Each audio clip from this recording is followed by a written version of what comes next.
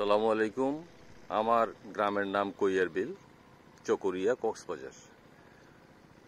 মাতামুহুরী নদীর পাড়ে আমাদের বাড়ি, উত্তর পাড়ে। সবুজ শ্যামল ক্ষেত খামারের এবং গ্রামীণ পরিবেশে আমাদের বাড়িটা। এই যে ছোট একটা মেশিন দেখা যাচ্ছে মাতামুহুরী নদীতে ক্ষেতের মধ্যে পানি তোলার জন্য। এটা মাতামুহুরী নদী, বিস্তীর্ণ। এখন শুষ্ক মৌসুম, সুতরাং পানি একটু কম, কিন্তু বর্ষায় এই মাতামুহুরী নদী হয়ে যায় বিশাল বন্যার একটা ক্ষেত্র। এই এলাকা, পুরো বিস্তীর্ণ এলাকা ডুবে যায় বন্যার পানিতে। এখন সবুজ শ্যামল। এবং এই ক্ষেতের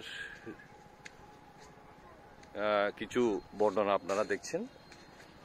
এই যে ক্ষেত খামার, গ্রামের মানুষরা আমাদের জন্য কি যে কষ্ট করছে। আমরা শুধু কিনে খাই শহরে আর বলি দাম বেশি, কিন্তু এই খামারিরা দাম তেমন পায় না। কাঁচামরিচ এই মুহূর্তে চট্টগ্রাম শহরে যদি 100 টাকা করে, 80 টাকা করে কিনতে হয় পার কেজি। এই যে এখানে মরিচ গাছে আছে, মরিচ ধরা শুরু করেছে।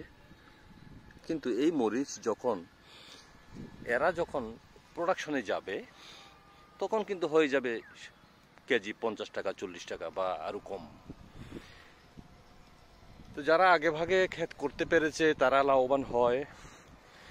কিন্তু আমাদের এই এলাকাটা বন্যা বিদ্যুৎ থাকার কারণে পারে না।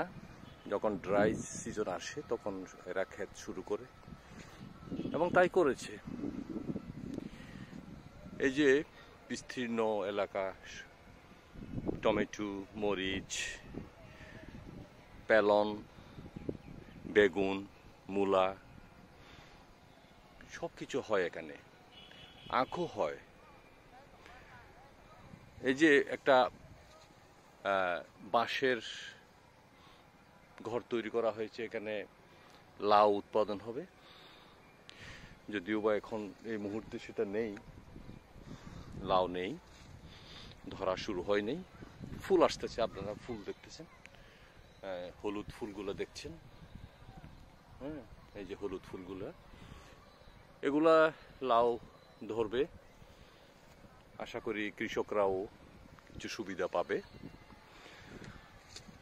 আমরা এই চকরিয়ার বিস্তীর্ণ গ্রামীণ জনপদ থেকে আপনাদেরকে কিছু দেখানোর চেষ্টা করেছি। আশা করি এই গ্রামীণ মানুষকে ভালোবাসবেন। গ্রামে যারা কাজ করে তারা নিঃস্বার্থভাবে কাজ করে যায়। আমরা শহরে যারা জীবনযাপন করছি তাদের জন্য উৎপাদন করে। আমরা ভালো খাই, ভালো পড়ি, ভালো চলি, কিন্তু এদের গায়ে কাপড় নেই, শীতের কাপড় নেই, পায়ে স্যান্ডেল নেই, থাকলেও পুরনো। এই হলো আমাদের গ্রামের, বাংলাদেশের সাধারণ মানুষের জীবনযাত্রা। এই যে লাউ ক্ষেত, ছোট্ট একটা ফুল থেকে মাত্র লাউ বের হচ্ছে, দেখতে পাচ্ছেন? এটা অনেক বড় হবে, 1 কেজি, 2 কেজি, 3 কেজি হতে পারে, আরো অনেক বড়। লাউ ক্ষেত। এই যে টমেটো গাছ, ধরা শুরু হয়েছে টমেটো, এখনো পাকতে সময় লাগবে এই এলাকায়। কিন্তু সারা বছর তো আমরা টমেটো খাই, আগে ভাগে যারা চাষ করতে পারে তারাই বিক্রি করে। এই যে বাঁধাকপির ক্ষেত, বাঁধাকপি বাঁধতেছে। এই যে ছোট্ট, ভিতরে ছোট্ট, এখনো 1 ইঞ্চির মতো হবে বাঁধাকপির ক্ষেত। অনেক কষ্ট করে এখানেও কিন্তু বাঁধাকপি, এবং এখানেও কিন্তু হালকা বড় হয়েছে। ওজন হয়তো 100 গ্রামও হবে না। বাঁধাকপির ক্ষেত। দেখতে পাচ্ছেন বাঁধাকপির ক্ষেত বিশাল সুন্দর। যারাই আমাদের জন্য উৎপাদন করে তাদের প্রতি আরও নজর দেওয়া উচিত। আমাদের সমাজে যারা নেতৃত্ব দিচ্ছেন, সামাজিক নেতৃত্ব বলেন, রাজনৈতিক নেতৃত্ব বলেন, সব কিছু যারাতে জড়িত আছেন, তারা শুধু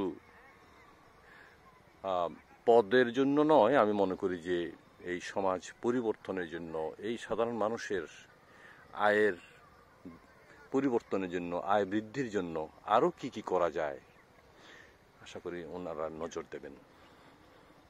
আমরা যারা চাকুরিজীবী অথবা যারা সাধারণ মানুষ, তারা অনেক প্রত্যাশা নিয়ে কষ্ট করে যাচ্ছে। ধন্যবাদ সবাইকে। ভালো থাকুন, সুস্থ থাকুন। বাংলার সাধারণ মানুষ ভালো থাকুক। আল্লাহ হাফিজ।